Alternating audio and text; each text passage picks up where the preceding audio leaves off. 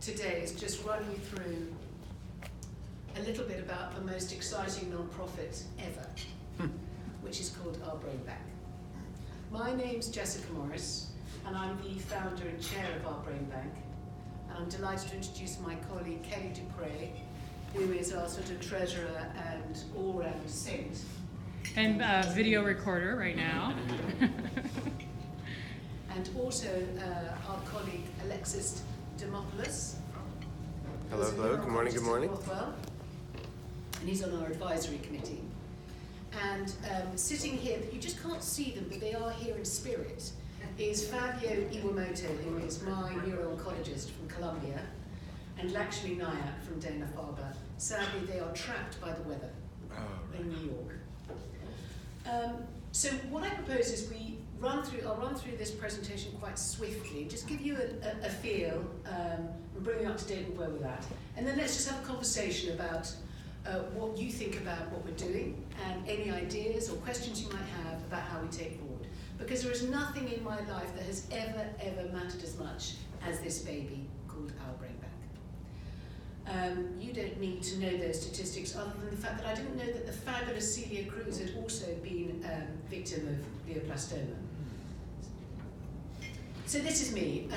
I was, until January the 23rd, 2016, a very happy, healthy woman, mother of three, senior vice president and partner at Flashman Hillard, moved here in 2006, and life was pretty good. And I was hiking in upstate New York on that day in January 2016, and I suddenly started to feel inexplicably odd. And I knew I had to say something to my friends, but I had exactly the sensation as you might have when you're having a nightmare and you're desperately trying to cry out and you can't. And I couldn't get any words out, and I had a seizure. 2 days later, I had brain surgery, and 2 weeks later, I found out what they had removed, and of course it was a glioblastoma. So, as many of you will have heard this kind of story from individuals all the time, sorry.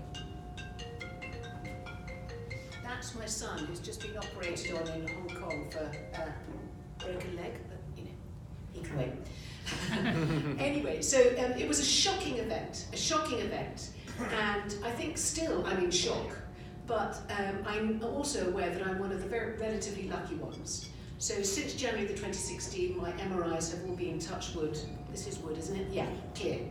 But I'm a strategic communications consultant, and so and I studied history, and I found that soon after my diagnosis, I wanted to know as much as I possibly could about this dreadful disease.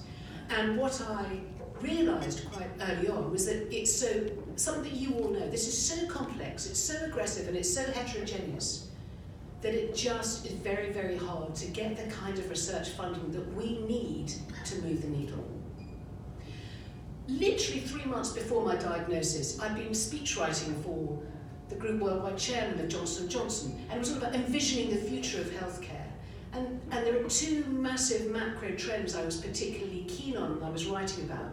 One is this growing movement to a more patient-centered approach to healthcare across the whole spectrum of healthcare delivery. And the other was the digital disruption in the industry. And what we tried to do with OurBrainBank is surf the waves of those two massive macro trends. So we're putting the patient, like me, at the center, and how we're delivering what we want to achieve is by exploiting the reality of digital disruption. So, what we believe is that the power of the patient, by putting the patient at the center, it means valuing the patient experience, understanding the patient experience, and giving it prominence in designing any of the services and treatments that you want to do.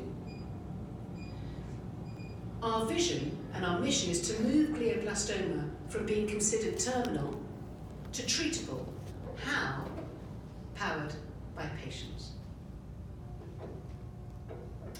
And why? We think there's, if you're me, and of course individuals are all frightfully unique and different, but broadly speaking, I spend most of my life talking to people like me. And they're all over the internet. There are something like 10 or more Facebook groups for GBM alone. And they're full of desperate patients and desperate caregivers who spend most of their time talking to each other What are you doing? How have you got so far? How are you supporting each other, swapping notes? What treatments are you taking? Where are you being treated? And there is a chasm between that community, the patient community, and the medical community. So we were out there swapping notes and talking to each other, and the medical community are in their institutions talking to each other, and what we need to do is bridge that gap. What do we want? We want the best treatments. And we know that we're in a catch-22, because without the indication, without money to show that a particular new research route might secure a good outcome, you can't get the funding. Funders are cautious, they want to fund sure bets. You wouldn't bet on the stock market, a stock where you had no idea whether it was going to turn out well or not. But yet we need exactly that kind of funding into the unknown, into innovation, into new ideas in order to really move the needle on glioblastoma. So how can we get out of that funding catch-22? Well, you know, what I want is I want a cure, and I also want a better treatment while I'm still here. So patients have a very strong invested interest in working with you guys to try and secure more research funding so that we can all benefit. So what we realized was that, I was really struck by the fact that, you know, I'm lucky enough to live in New York, where neuro-oncologists, forgive me Alexis, seem to be almost to a penny, right? I had a choice of providers, and I've got good medical insurance, so I was able to shop around. And what I ended up doing was supplementing the standard of care with nivolumab. Thank you. Hello, thank you, Bristol Myers Squibb. So I was able to use my strategic planning skills to think with an aggressive cancer, you blast it with everything you possibly can. But I was really struck by the minimal monitoring of my experience of some of those treatments. So BMS, you know, it was something like $12,000 a shot of Nivo, and this was paid for through your compassionate use program. Similarly, Novacure, I mean, I was one of the early adopters as a newly diagnosed patient of wearing the Optune device. And really what you're asking Novacure is what percentage of time I'm wearing, that's what you're really looking at. In my case, the relationship between the immunotherapy and the electrotherapy was a bad marriage. And I developed quite significant skin problems, which meant it was very hard for me to wear the device. So I think this is the case in many treatments, and the way to understand how they each impact, we believe, is not simply from the objective measures that are championed by the FDA and you know, evidence-based medicine, because my evidence counts too, and my evidence is in tracking and telling you how my symptoms are every day. So what we're trying to do is give prominence to the patient experience. If we can capture the patient experience every day in data form, how I'm feeling, how tired I'm feeling, how anxious I'm feeling, how much exercise am I doing, what is my diet, and all that information, if we can capture that in data form, we can do two things. One is we can make people like me feel better. We're consciously accepting our diagnosis every day, and therefore feeling that we are on top of our disease, and we're managing it, we're deciding how it's impacting on us, rather than the other way around. That's just a very powerful act in its own right. Secondly, we're choosing to donate our data to the medical community, so you can use that as a new medical currency in medical research to try and leverage more funding for more research for better treatments so that we can all benefit. How? How we're doing this, this is our phased approach, so apologies, and I'm skipping ahead. But our key tool is the OurBrainBank app. This is a free app that's proven. It was designed by a fantastic company called Umotif, and they've used their app in one-off studies, user studies, in around 100 conditions. Now, I knew the people who run this company, and it's great. It was designed and incubated by IDEO, so it's very beautifully human-centered design, it's aesthetically pleasing. It's free. We are a non-profit. And what this app does is it allows patients and caregivers to track their symptoms every day. You can track up to 10 symptoms, and the symptoms that you are invited to track, you can choose from a long list that we devised when we did a survey of 160 people with glioblastoma. So you track your symptoms, you can graph the symptoms, you can share them with your doctor, and you are invited to donate your data to OurBrainBank. We will then make that data freely available to any qualified medical researcher, GBM researcher, worldwide, so that we're going to help to move the needle.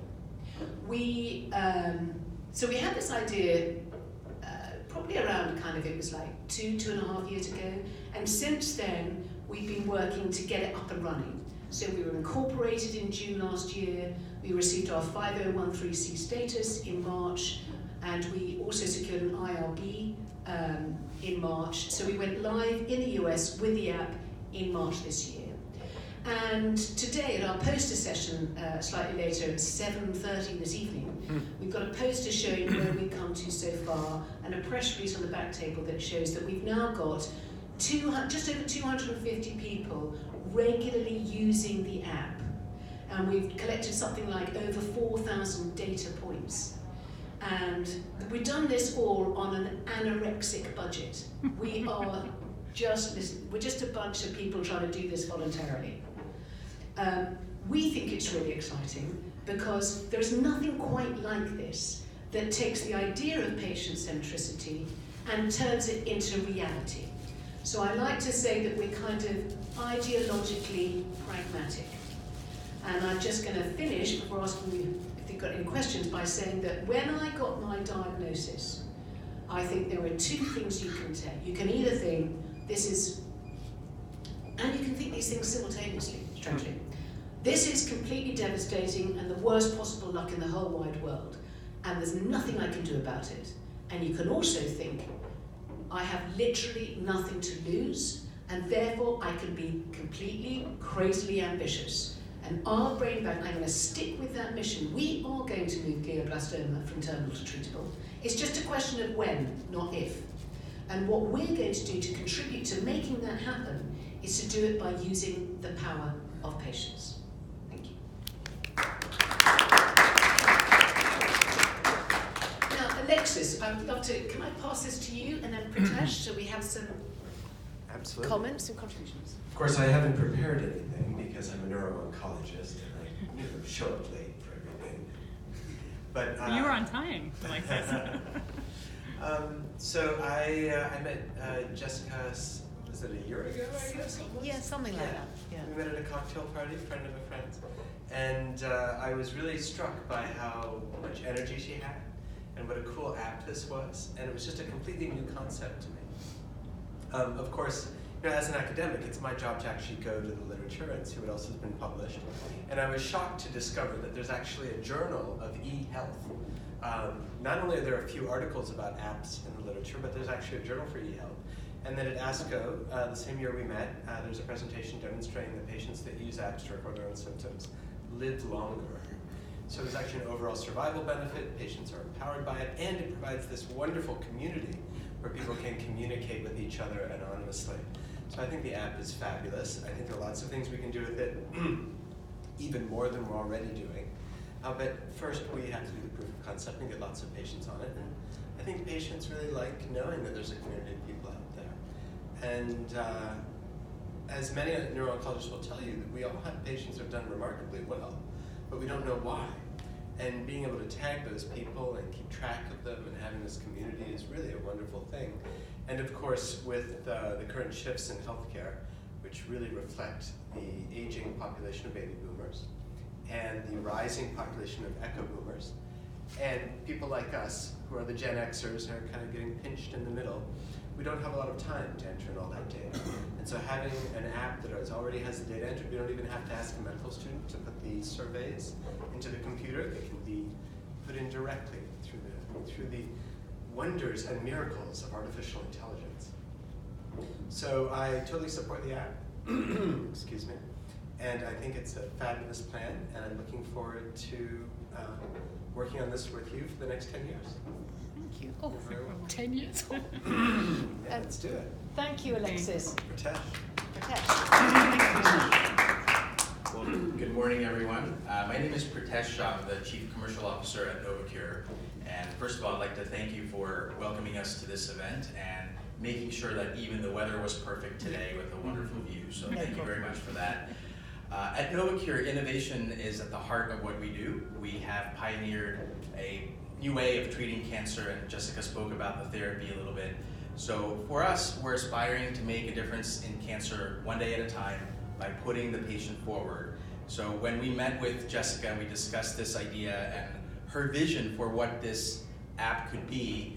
It was really, no pun intended, but a no-brainer for us to make sure that we're putting really the patient at the heart and really understanding from them on an ongoing basis some of the challenges that they face and what they're going through. So we're very proud to be one of the founding industry members and looking forward to seeing what this app can do beyond the 250 that you have today. I hope that it grows into hundreds and thousands, yes, because it really allows us to understand. I love what you said, patient centricity becoming a reality, and that's exactly what it's about. And I think everybody in this room shares that vision of making sure that we are thinking about the patient at the start and at the end of everything that we do. So thank you again, and congratulations on the success, and we look forward to the partnership in the future. Thank you, Pretish, and thank you, Alexis. I should also actually tell you how you can find the app. So, it's free, and you can download it from the App Store or Google Play. It's called OurBrainBank. And when you download it, if you are lucky enough not to be me, and not in need of not caring for somebody with glioblastoma, you register using a code OBB demo. Have a look, you can go through the questionnaires and you can see how it works, and I swear you'll be amazed. Now, if you are like me, or you know somebody like me, or you're caring for somebody like me, you register using the code OBB100. And that's because we are asking people to track their symptoms for an initial period of 100 days. What we will do at the end of that, when we've got enough people having done it for 100 days, is we will produce a report. We will analyse the findings. Alexis, Fabio, Lakshmi, we have a deliberately multidisciplinary team of medical advisors who will work with us to analyse those findings and produce a report, and then go to the next stage of our inquiry. We are expanding overseas, funnily enough the UK, where we're just processing our charitable application and our ethics approval. But if you're interested in working with us to expand to other markets, please do.